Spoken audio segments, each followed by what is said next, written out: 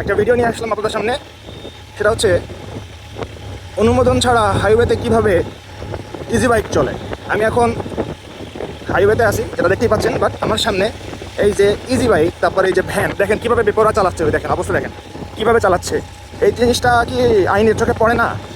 শুধু চোখে পড়বে আমাদের বাইকারদেরকে। আমাদের কোনো রকম ত্রুটি দেখলে তারা সাথে সাথে মামলা দিতে ব্যস্ত। বাট এই যে ইজি বাইকটা আমি আপনাদেরকে দেখালাম, আপনারা তো দেখতে পাইলেন নিজের চোখে। তাহলে এর থেকে পরিত্রাণ পাওয়ার উপায় কি? হাইওয়েতে ইজি বাইক কেন উঠবে? হাইওয়েতে ভ্যান কেন উঠবে? আমার প্রশ্ন হচ্ছে সেখানে।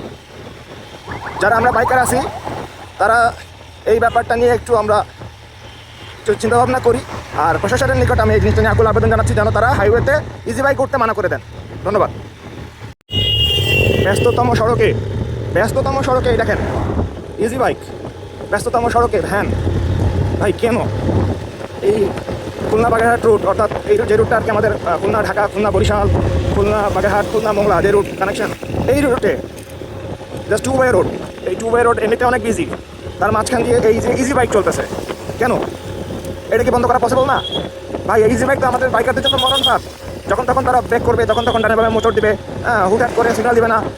এরকম অবস্থা যদি চলতে থাকে, হাইওয়েতে যদি এরকম ইজি বাইক চলতে থাকে, তাহলে আমরা যারা অন্যান্য যানবাহন চালাই, বাইকার বলেন, যারা কার চালায়, বাস চালায়, প্রত্যেকের জন্য তো এই জিনিসটা খুবই বিপজ্জনক। এই জিনিসটা কি বন্ধ করা উচিত না? আপনারাই বলেন, আমাকে কমেন্ট করে জানান সবাই।